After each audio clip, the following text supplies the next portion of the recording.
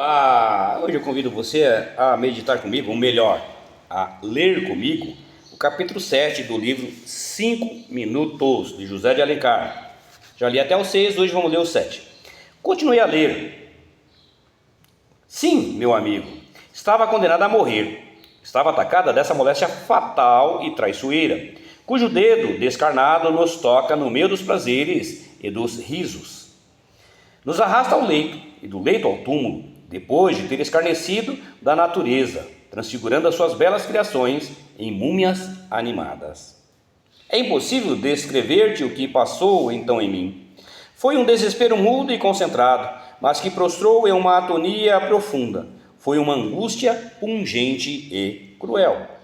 As rosas da minha vida apenas se entreabriam e já eram bafejadas por um hálito infectado. Já tinham no seio o germe de morte que devia fazê-las murchar.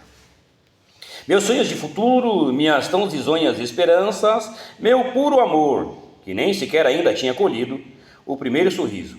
Este horizonte, que há pouco me parecia tão brilhante, tudo isto era uma visão que ia sumir-se. Uma luz que lampejava prestes a extinguir-se. Foi preciso um esforço sobre-humano para esconder de minha mãe a certeza que eu tinha sobre o meu estado e para gracejar dos seus temores, que eu chamava imaginários.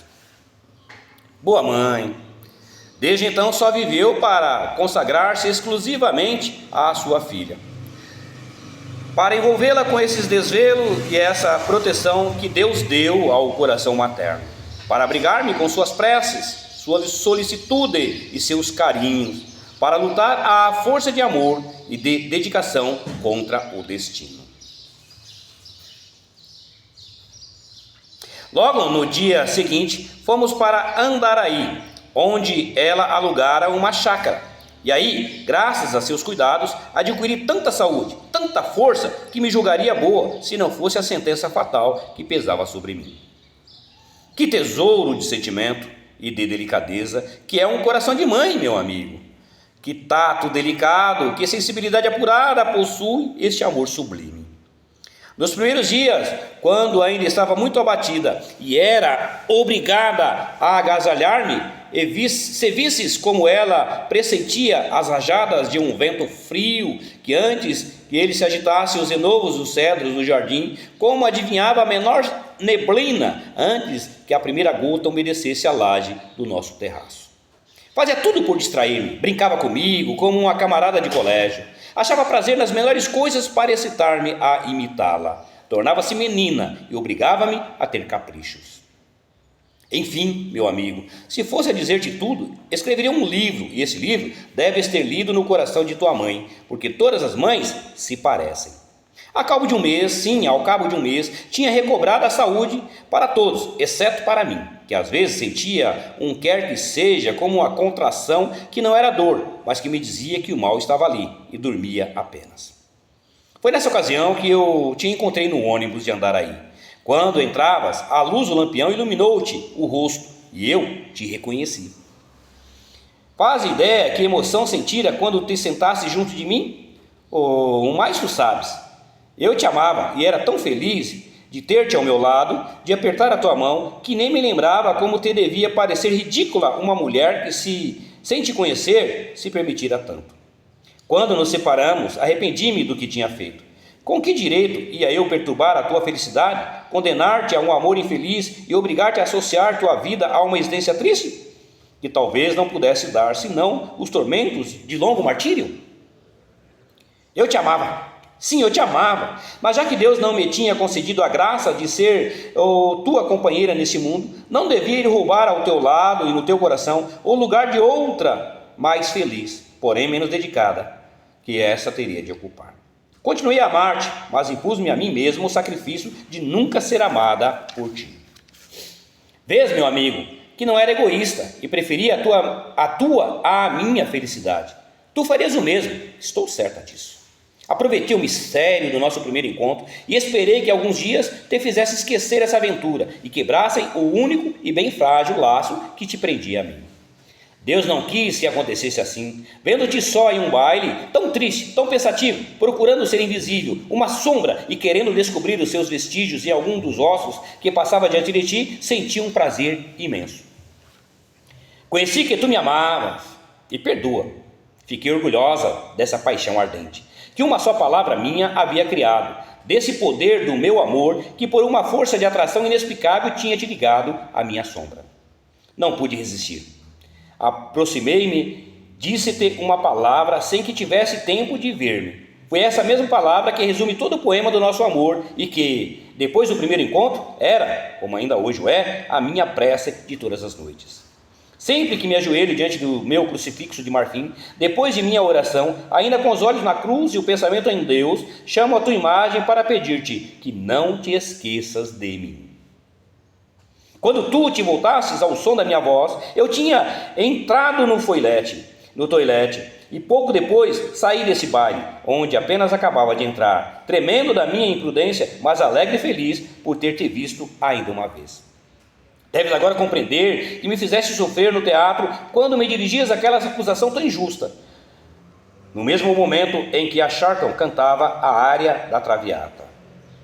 Não sei como não me traí naquele momento e não te disse tudo o teu futuro, porém era sagrado para mim, e eu não devia destruí-lo para a satisfação de meu amor próprio que estava ofendido. No dia seguinte escrevi-te, assim, sem me trair, pude ao menos reabilitar-me na tua estima. Doía-me muito que, ainda mesmo não me conhecendo, tivesse sobre mim uma ideia tão injusta e tão falsa.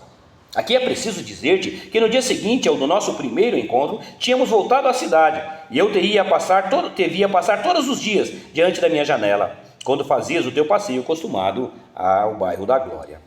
Por detrás das cortinas, seguia-te com o olhar, até que desaparecias no fim da rua, e este prazer rápido, como era, alimentava o meu amor, habituado a viver de tão pouco.